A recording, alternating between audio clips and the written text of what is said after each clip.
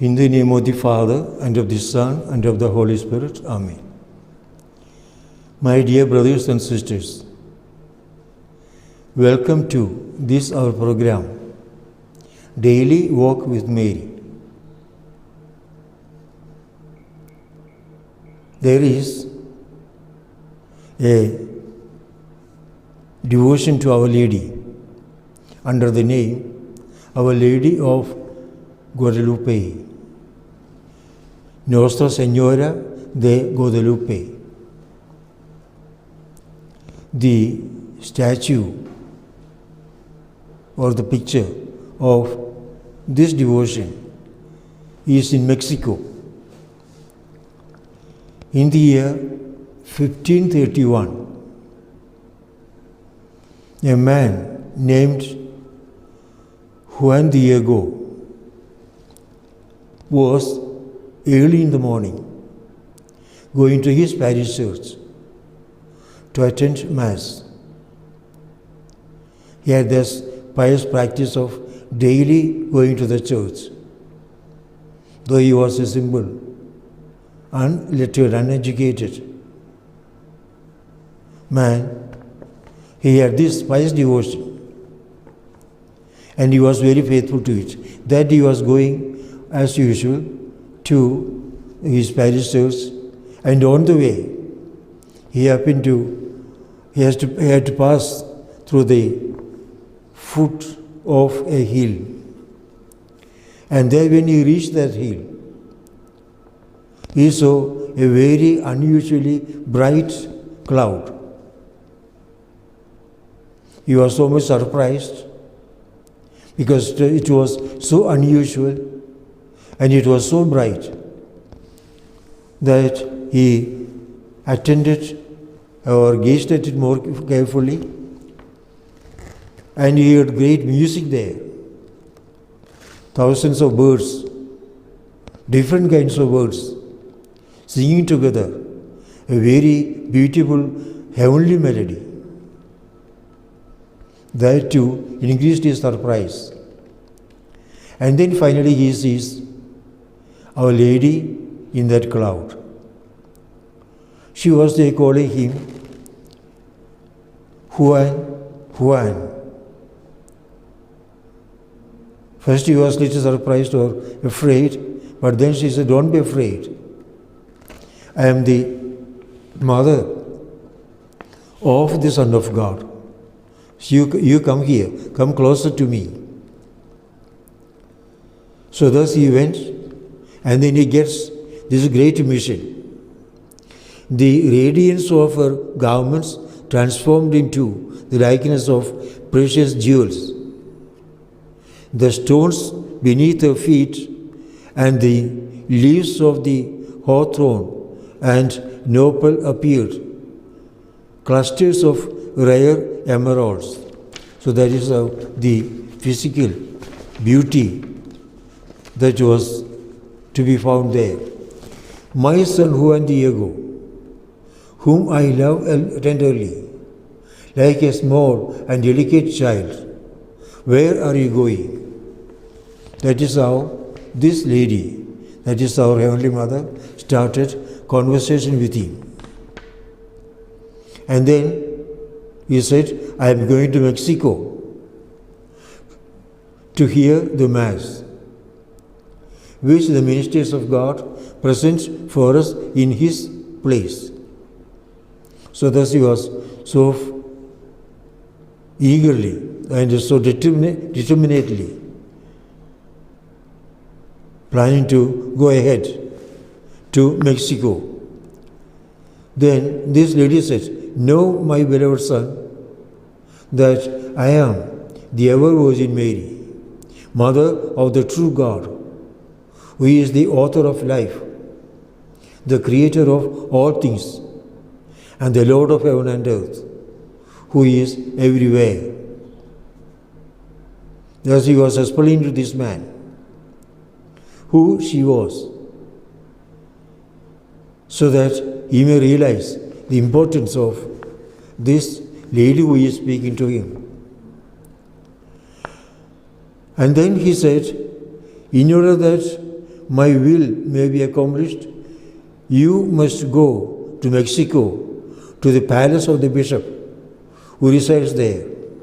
You are to tell him that I sent you and that it is my pleasure that he builds me a temple in this place.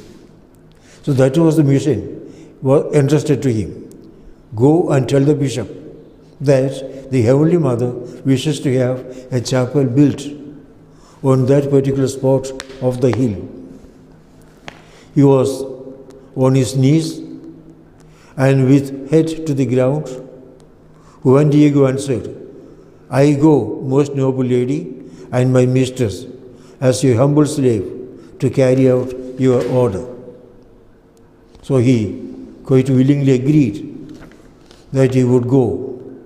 But at the same time he was a bit reluctant, in the sense, for such a great thing, someone more important, more educated, more capable could be selected. What can he do there? A simple, ordinary village man. Before the bishop, in his palace. So that was his thoughts within himself.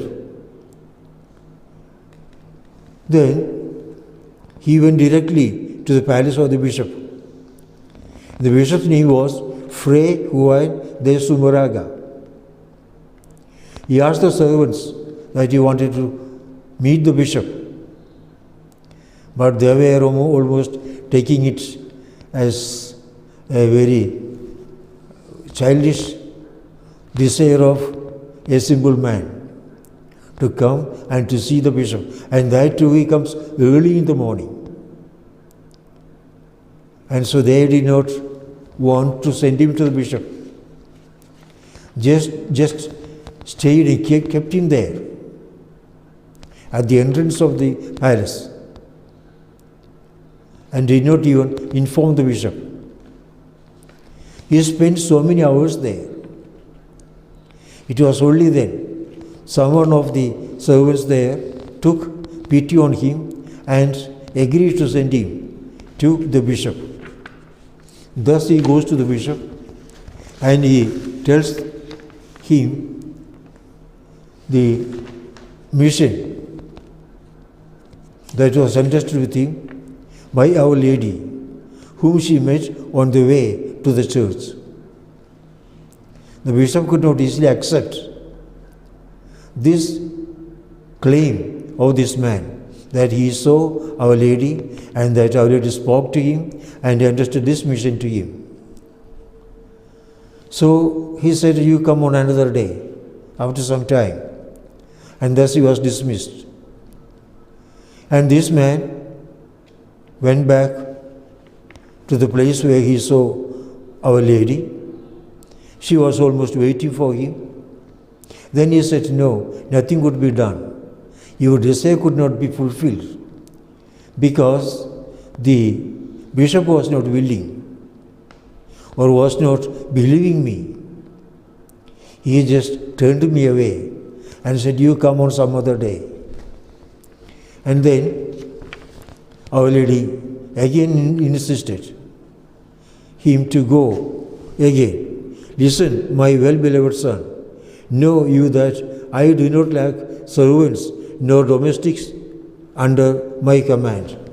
Because this man said, maybe if a man of better standing would go, the bishop may accept him, listen to him. Now I am a very poor, simple man, and so the bishop was not even willing to hear me. It was then Our Lady says, I have so many people who are of well standing, but it is you I have selected for this particular purpose. So I ask you, my son, and I order you to return tomorrow to see and talk to the bishop. Tell him to build me the temple that I ask, and tell him that she who sends you is the Virgin Mary, Mother of the true God. This man, because he was again asked by this Heavenly Mother to go to the bishop, He took courage and went again the very next day to the bishop. The next day, that is December 10th, it was a Sunday, and he went to the church of Santiago for Mass and the class in Catechism, doctrine, which the Indians converts had to attend. Then he went again to the palace of the bishop. Once more, the servants made him wait for a long time, but finally he was admitted. It was difficult for him to get to the bishop because of the attendants who were keeping him or stopping him at the door, not allowing him to go to meet the bishop. Then finally he went there, and the bishop listened with greater attention this time. The previous day, bishop was not at all interested. Now he comes for the second time, whereas maybe his spirit was moved by Our Lady secretly, and thus he began to show more interest and concern. And he asked him to ask the lady to give you a sign with which I may believe that it was a true story that you are telling. Then this man asked the bishop, what sign shall I ask for? Because he was almost 100% sure that the sign he asks, when suggested by Our Lady, it would be accepted by the bishop, or it will be taken, it will be granted by Our Lady. And so he asks, what sign do you want? Then this bishop said that let the lady decide. She can give any sign. And when I see the sign, that is, can be believed, surely I will believe. Then he said, send him thus. And he secretly called some of the Spanish fathers and officials there. And since this man was not knowing the Spanish, the bishop was speaking to them in Spanish language. And the direction he gave to them, after some hesitation, the servants allowed him to meet the bishop again. He went to the bishop, knelt down, and with tears in his eyes said, the lady, the Mother of God, has asked me to come to you once again and to make this request. Then the bishop listened with greater attention this time and began to think that there might be something to the tale. He questioned and re-questioned Juan Diego very closely, wanting him to weigh his words carefully. He asked Juan to describe the appearance of the Virgin and satisfied himself that it could be neither dream nor imagination. Thus the bishop finally agreed. He was almost willing to believe. And that is why he sent this man to get a sign from Our Lady. And he made arrangements with those who were in his bishop's palace, especially the officials who were of Spanish origin. He spoke to them in Spanish language in the presence of Juan Diego, so that Juan did not know what they were speaking. The bishop asked them to follow him without his knowledge and to watch whom he meets, to whom he is speaking, and what he is doing. So they kept following him without his knowing about it, and he was keeping a little distance away from him. When this man reached a bridge at the foot of the hill, he crossed the bridge and after that he could not be traced. He could not be seen by those who were following.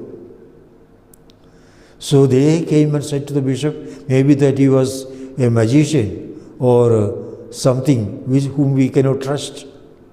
So next time if he comes, we must give him some punishment. That was the report they were giving him. And then he reached there, the mount. Our Lady was there.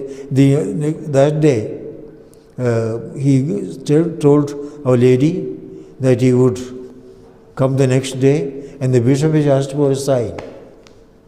She said, okay, she would do that because it was already getting dark. And then the next day, he came there,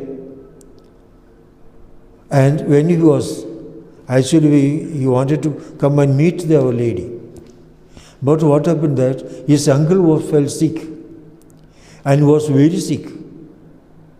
There was no one to whom he could approach for treatment of his uncle. He went to find a man who practices the country medicine, whom they call curandero, that is native medicine man. He came, gave medicine, but this worsened the situation. His uncle was in a more serious situation. And so Diego was asked to go and call the priest to give him the last sacraments. So he could not keep the promise with Our Lady to reach there in the morning. And when he reached the foot of the hill, he thought perhaps Our Lady may be there, so better to avoid her now, because now he is on the way to the man who practices medicine, and if it is delayed, his uncle may die.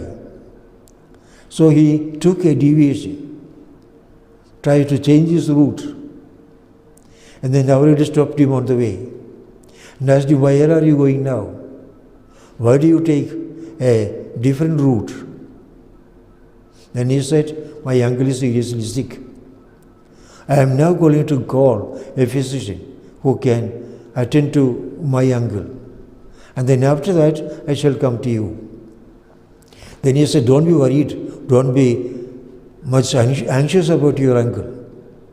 I already know what he is and his condition. I have already met him, and he is now all right. He has been healed fully. I have given him the healing. Now you go on with the message that I have entrusted to you.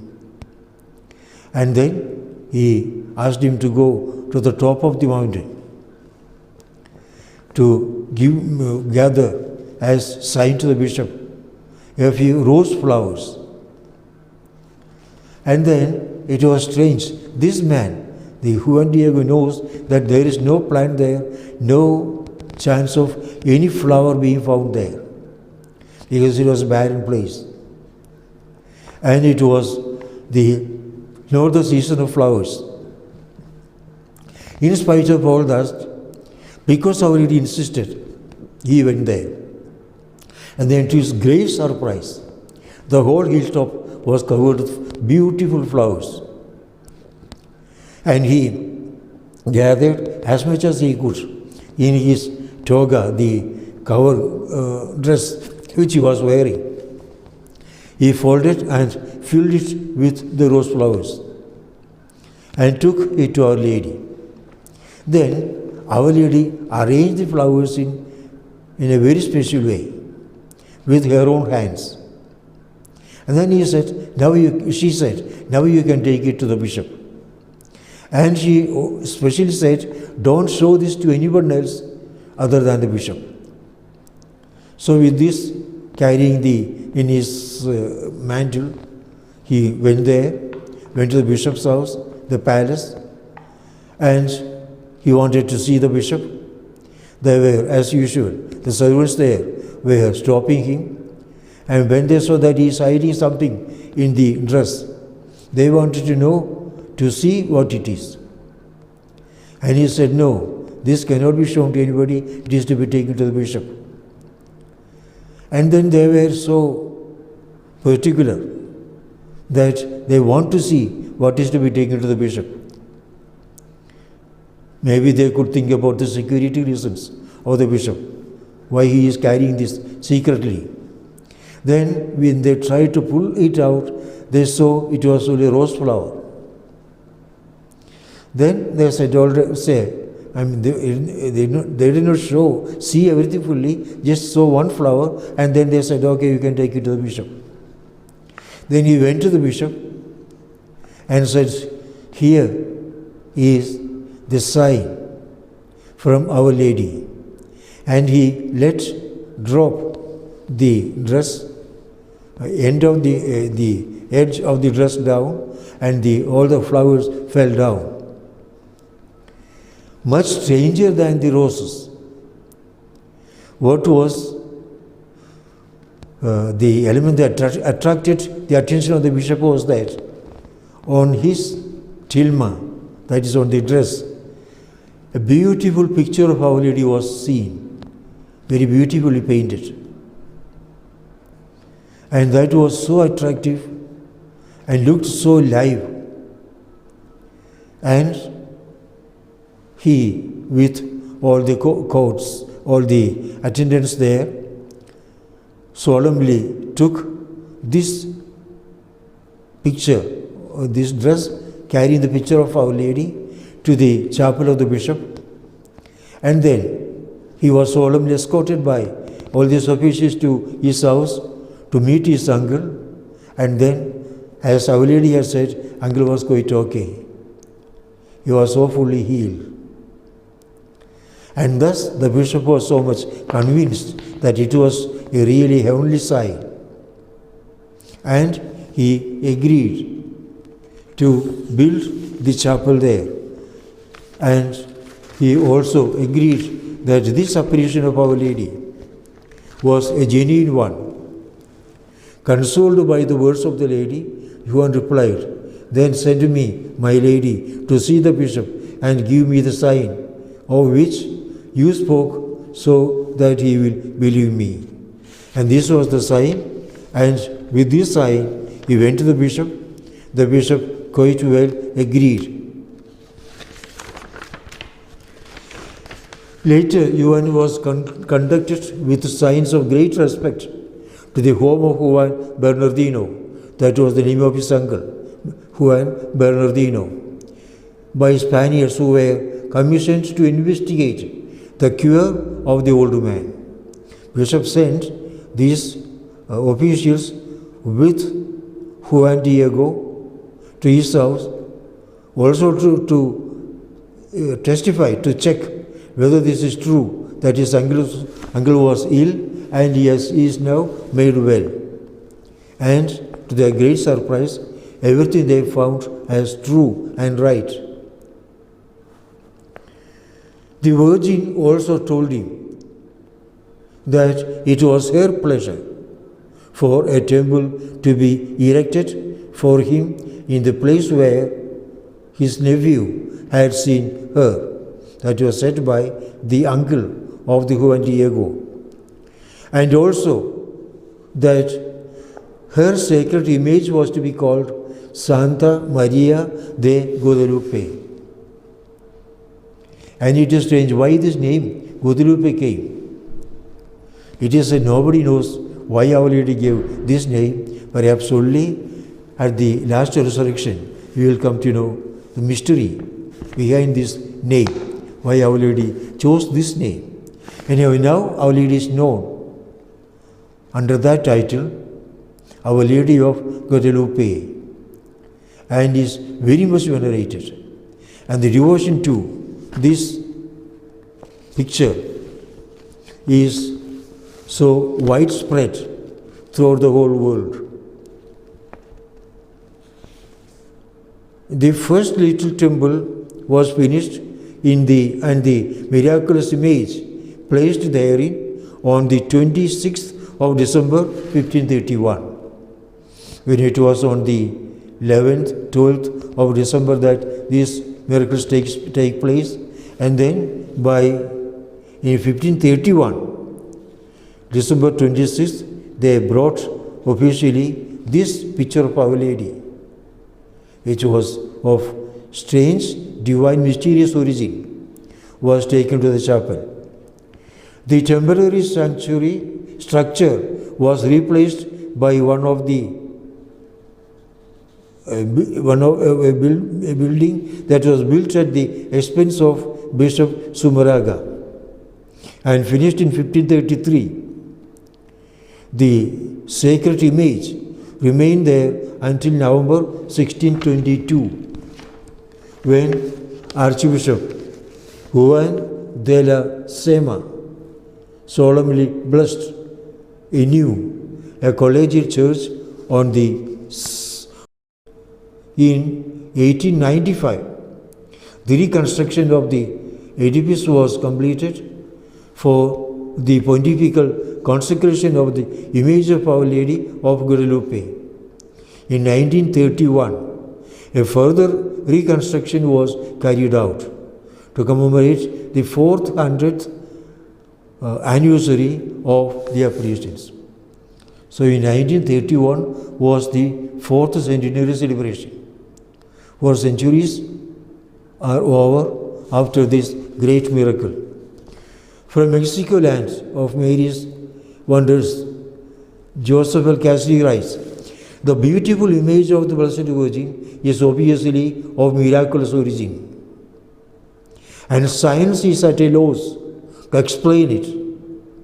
Those who honestly seek God will find proof of His existence there. The origin and the nature, the qualities of this picture, this image is so beyond all explanation. See, the fabric with which the tilma was made of, that is the dress he was wearing, tilma. The fabric which the tilma was made of should have deteriorated after 20 years. The stuff with which it is made should have lost, fully become useless, at least within 20 years. Now here, so many centuries have passed, 400 years passed. This is impossible for science to explain. And analysis of the image shows that there was no sketch made prior to the image being produced. First, an artist would draw what is called a prior sketch, which was not to be seen in this picture of Our Lady.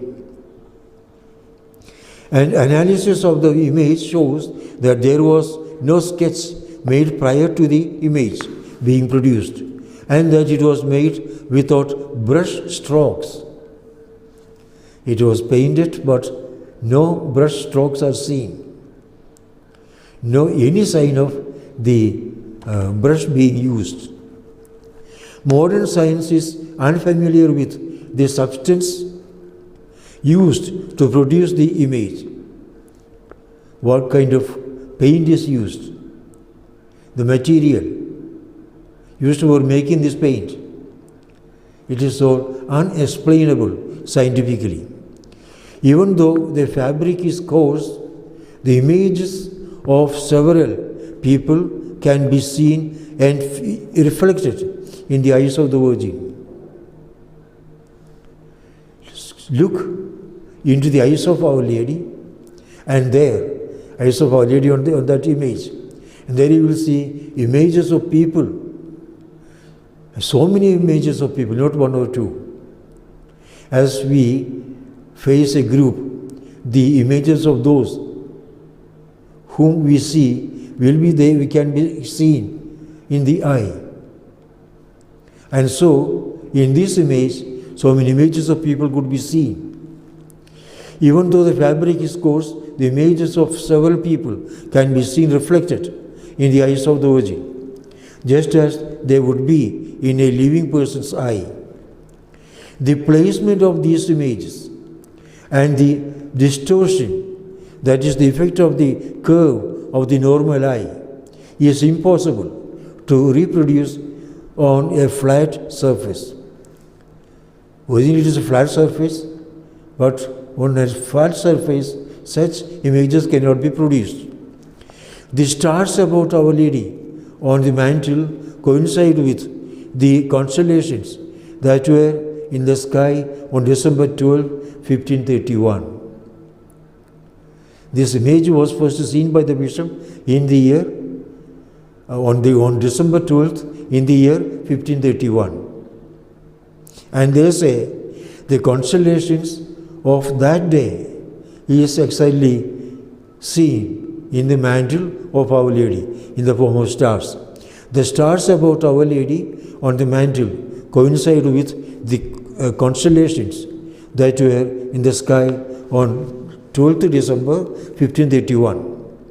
In 1921, another great thing, in 1921, a bomb was placed before the image by those who hate God and His Holy Catholic Church, because this was generating or producing faith in so many unbelievers.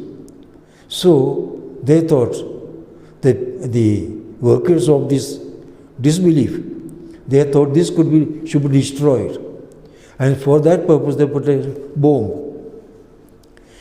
It exploded with such force that a heavy cast iron crucifix was bent backward, a marble communion rail destroyed, and yet the tilma remained completely undamaged. A cast iron cross was bent, the marble communion rails were destroyed. This very simple, thin, feeble cloth remained intact. The result of this act of hatred and violence against the Church and Our Lady obviously did not have the effect that the perpetrators intended, for their act further confirms that the miraculous preservation of the image is supernatural in origin and enjoys the protection of Christ and His Holy Mother. Their purpose was to destroy the faith that was being created by this image, but quite against their expectation. Because of their attempt to destroy the image by means of a bomb, it will increase and deepen the faith of the people. And thus people began to come in greater numbers to venerate and to ask for graces from Our Lady, protection from Our Lady, and she was helping all those with all the graces and favors they were asking for. Let us have a true, real confidence in Our Lady. She is all powerful. No human effort can destroy faith in Our Lady, and the power of Our Lady is beyond all that. So let us have more deep faith and trust in Our Lady and ask for her grace, her help, her protection, and her intercession, that we may more powerfully and more miraculously helped by her motherly protection. In the name of the Father, and of the Son, and of the Holy Spirit. Amen.